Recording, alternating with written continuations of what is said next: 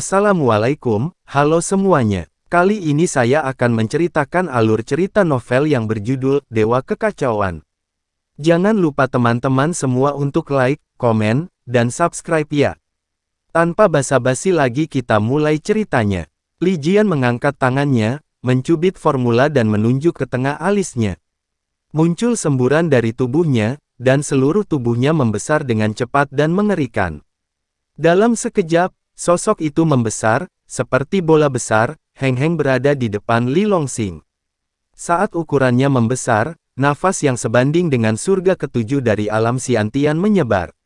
Bajingan kecil, mati kau kali ini. Mata Li Jian semakin menyipit, menatap Li Longxing dan meraung kejam. Untuk membunuh Li Longxing, kali ini dia tidak ragu untuk menghabiskan umurnya dan menggunakan metode rahasia yang tabu.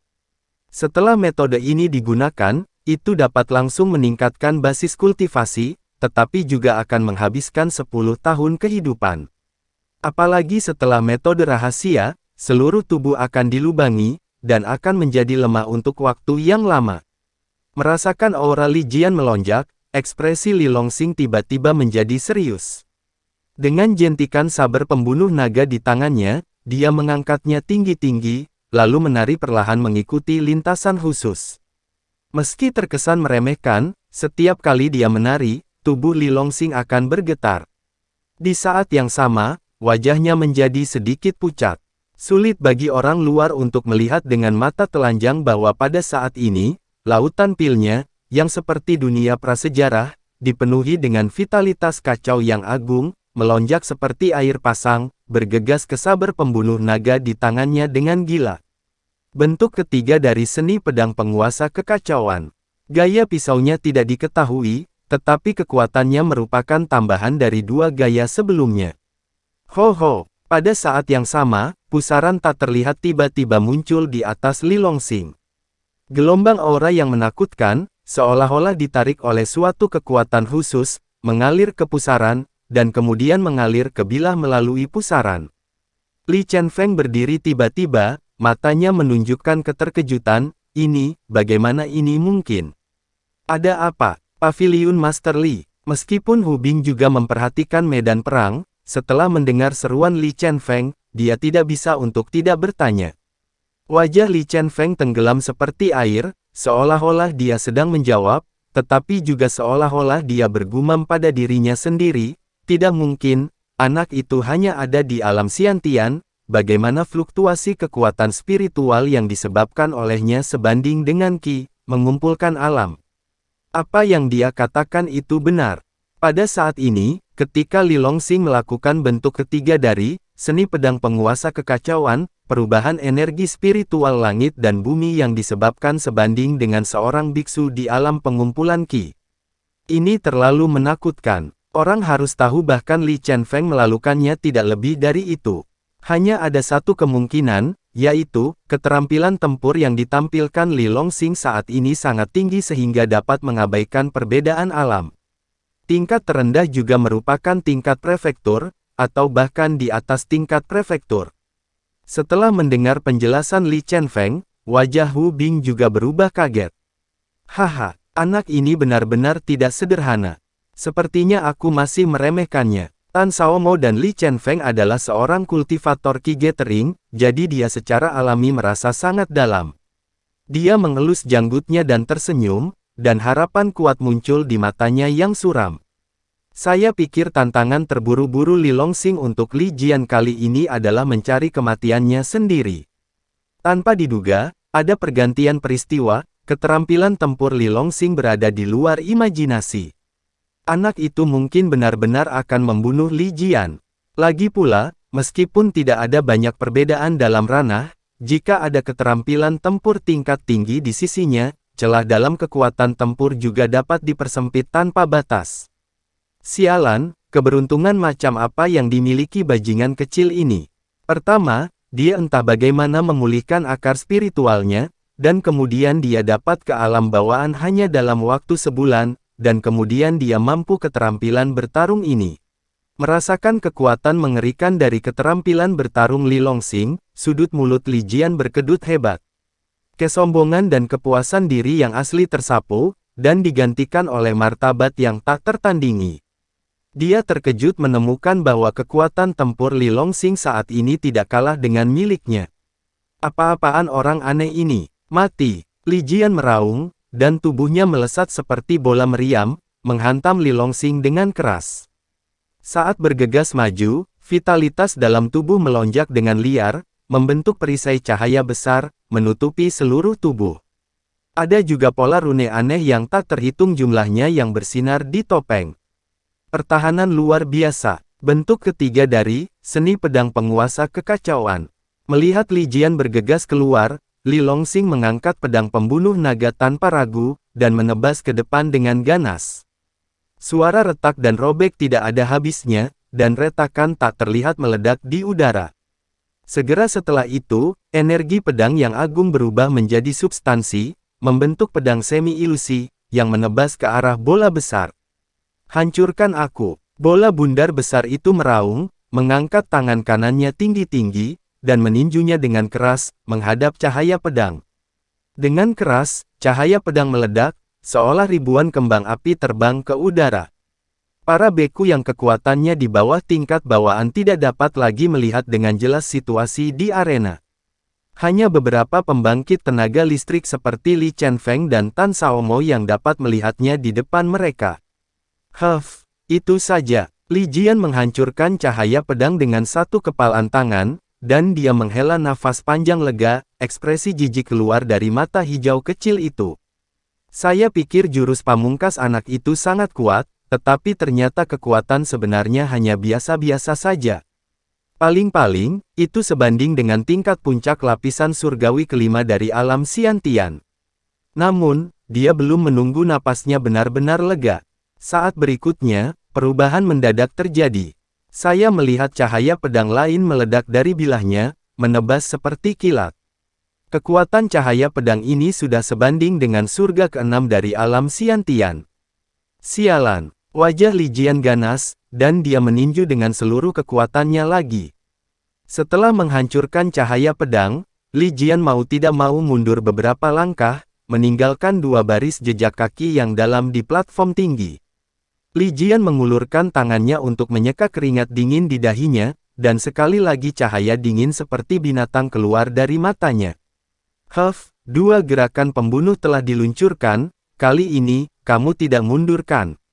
Li Jian sangat cepat, dan bergegas ke Li Longsing dalam sekejap mata, mengangkat tinjunya yang besar, dan meninjunya dengan kejam.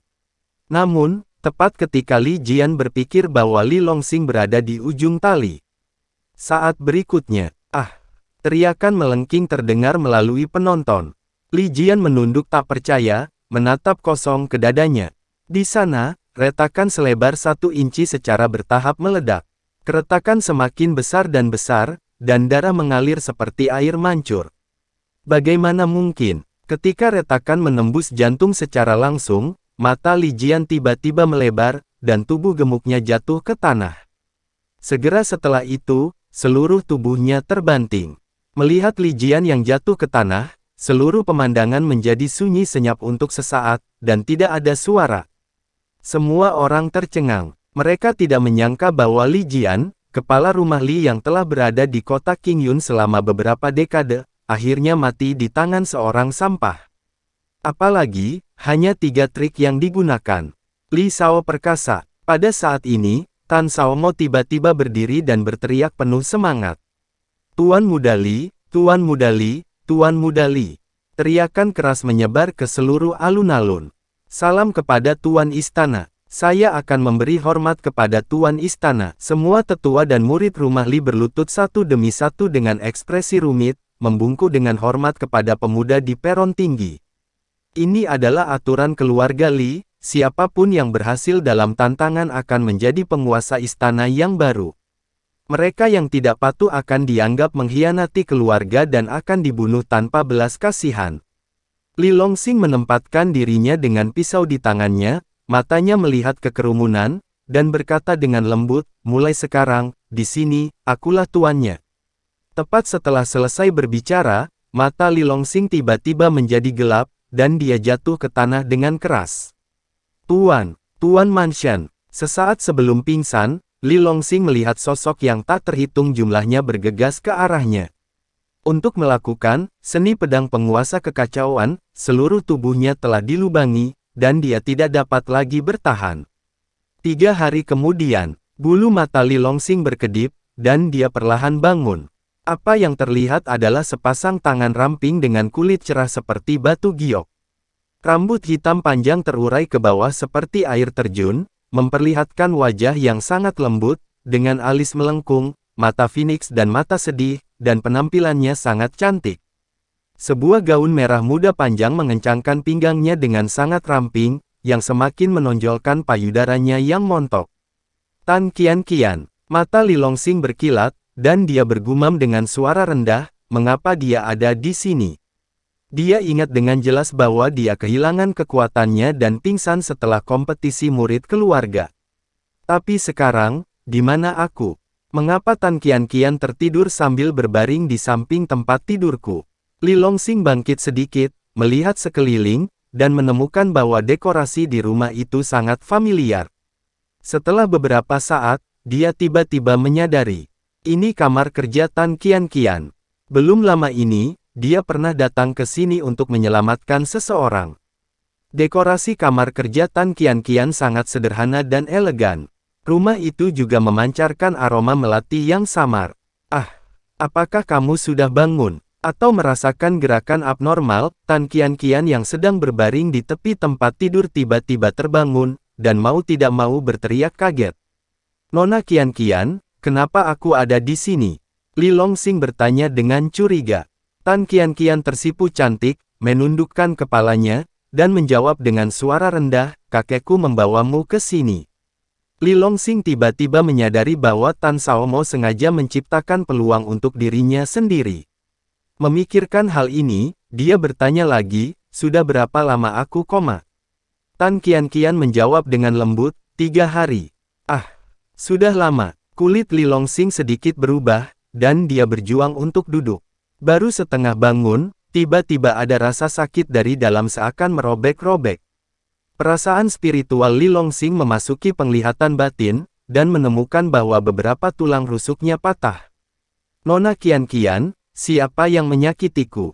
Li Longsing bertanya. Tan Qian menjawab dengan jujur, 3 hari yang lalu, setelah kamu pingsan di medan kompetisi, kamu diserang oleh penjahat tercela Hu Bing. Untungnya, Paman Dong muncul tepat waktu dan memblokir sebagian besar serangan untukmu. Kakekku sangat marah dan ingin membunuh Hu Bing, siapa tahu, diblokir oleh Li Chenfeng. Belakangan, di bawah komando Paman Dong, para tetua Li Mansion melancarkan serangan gila-gilaan terhadap Hu Bing dan yang lainnya, dan akhirnya membantai sebagian besar dari mereka. Sayangnya, pada akhirnya, mereka tetap dibunuh oleh Hu Bing. Kulit Li Longsing berubah, meskipun Tan Qian menggambarkannya dengan sangat sederhana, tetapi dia bisa melihat kekacauan dan bahaya pada saat itu. Lalu bagaimana kabar Paman Dong dan kakekmu sekarang?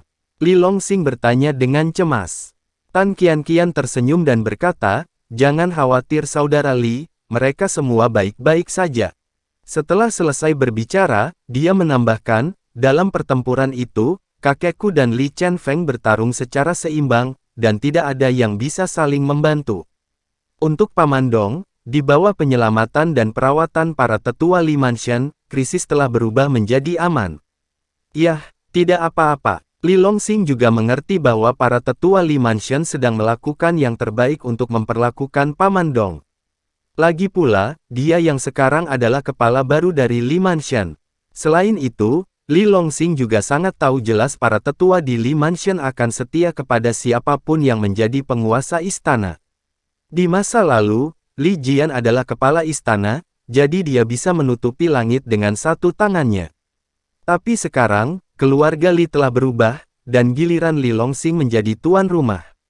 Para tetua itu, tentu saja dengan putus asa akan datang untuk menjilatnya. Paman Dong adalah kerabat terdekat Li Longsing, jadi mereka tidak berani mengabaikannya. Ngomong-ngomong, kamu yang merawatku selama koma?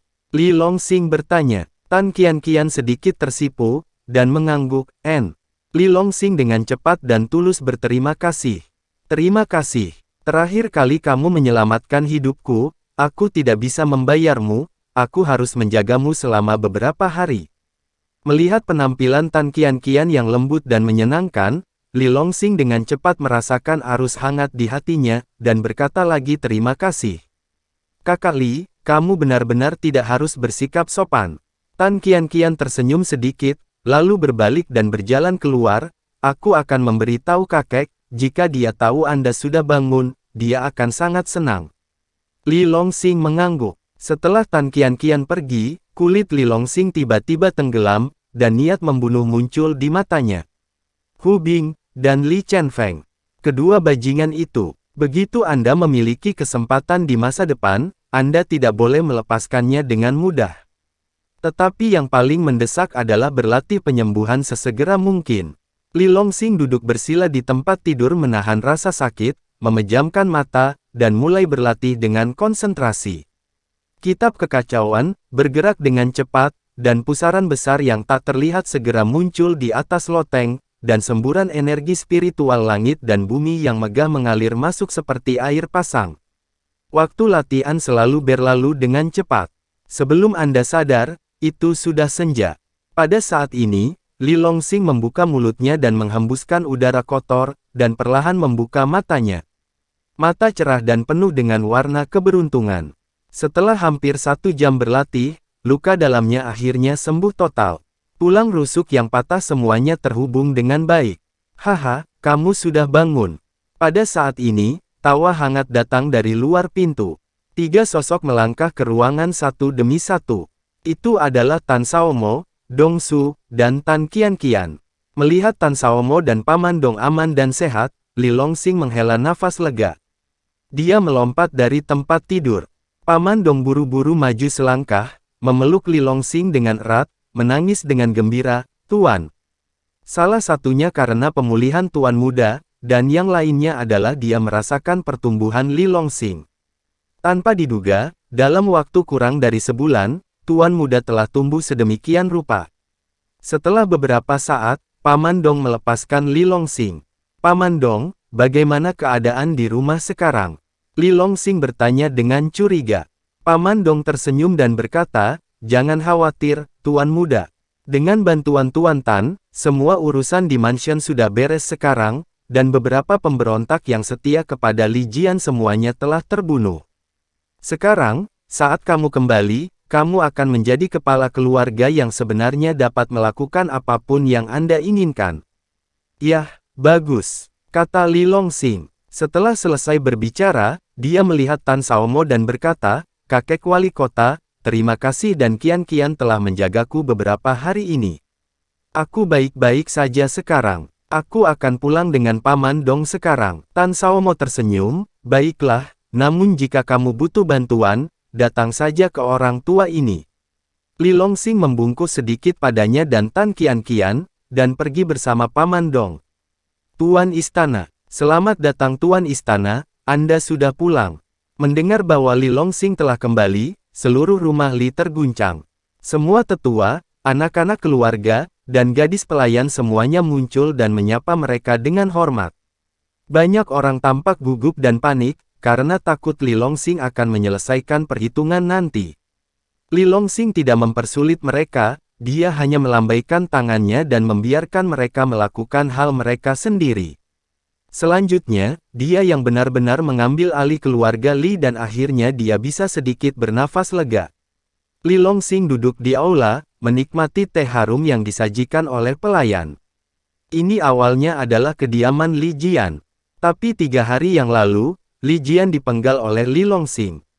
Tempat ini baru saja direnovasi dan menjadi kediaman Li Longxing. 2 pelayan kecil yang cantik berdiri di samping, melirik Li Longxing yang sedang minum teh dari waktu ke waktu, mata mereka sedikit rumit. Anda tahu, mereka semua memandang rendah Li Longxing sebelumnya. Tak disangka, kini Li Longxing telah menjadi tuan mereka. Li Longxing dengan lembut meletakkan cangkir teh di atas meja dan berpikir keras. Meski setelah kompetisi keluarga, dia malu dan gembira. Tetapi krisisnya belum terselesaikan, dan situasinya menjadi lebih berbahaya dari sebelumnya. Di masa lalu, dia adalah orang sia-sia tanpa akar spiritual, tetapi tidak ada yang akan menargetkannya terlalu banyak, paling-paling mereka hanya akan mempermalukannya. Tapi sekarang, dengan kebangkitannya yang kuat dan menjadi kepala baru kediaman Li, semua jenis masalah pasti akan mengikuti. Li Longxing memiliki kekhawatiran jangka panjang dan kekhawatiran jangka pendek. Kekhawatiran yang dekat mudah dimengerti, Li Chenfeng, pemilik paviliun dan Hu Bing yang melarikan diri. Terakhir kali saya menamparkan wajah Li Chenfeng di gerbang paviliun dia tidak akan pernah melepaskannya. Meskipun Li Chenfeng bersumpah di depan umum, dia tidak akan membalas dendam padanya. Tetapi jika dia tidak mengambil tindakan sendiri, bukan berarti dia tidak akan mengirim orang untuk menanganinya. Adapun Hu Bing, kebencian antara Li Longxing dan dia sudah tidak dapat didamaikan.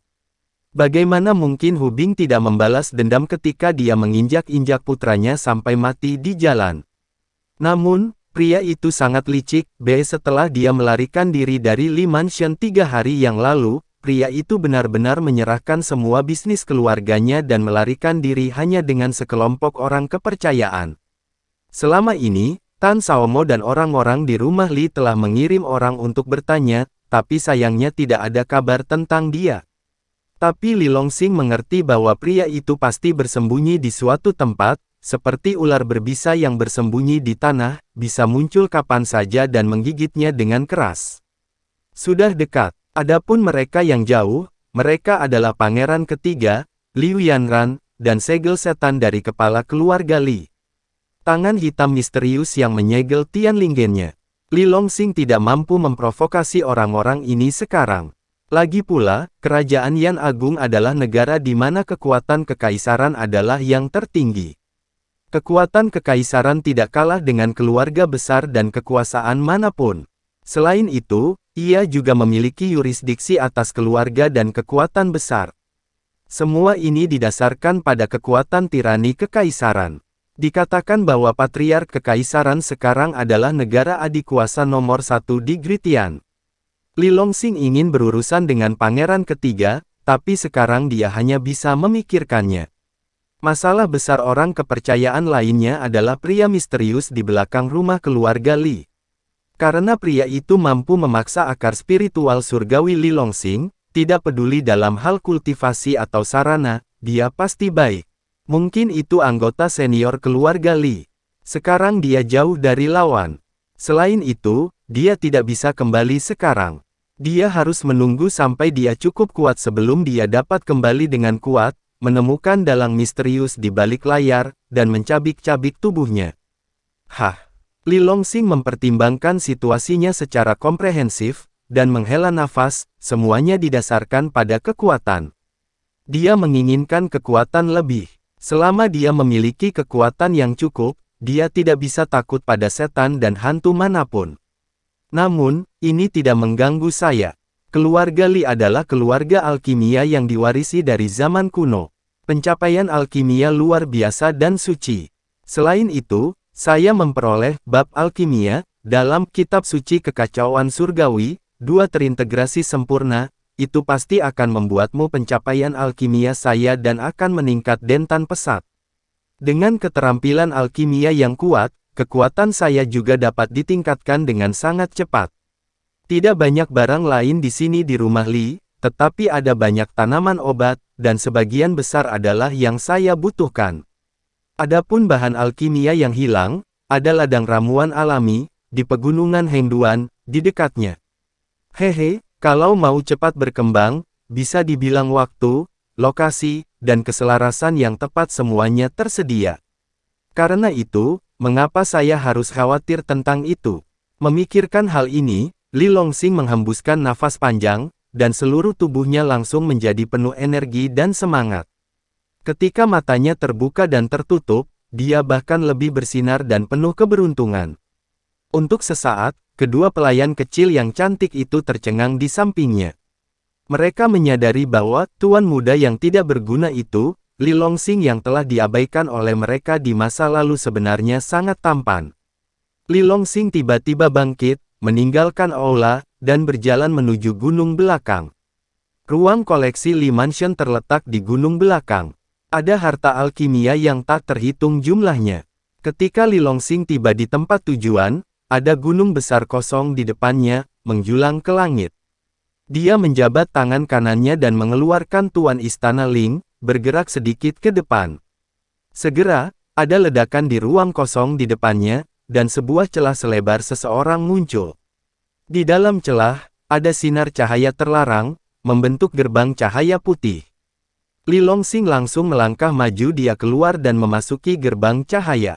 Muncul lagi, dan dia muncul di bawah tanah yang besar di ruang rahasia.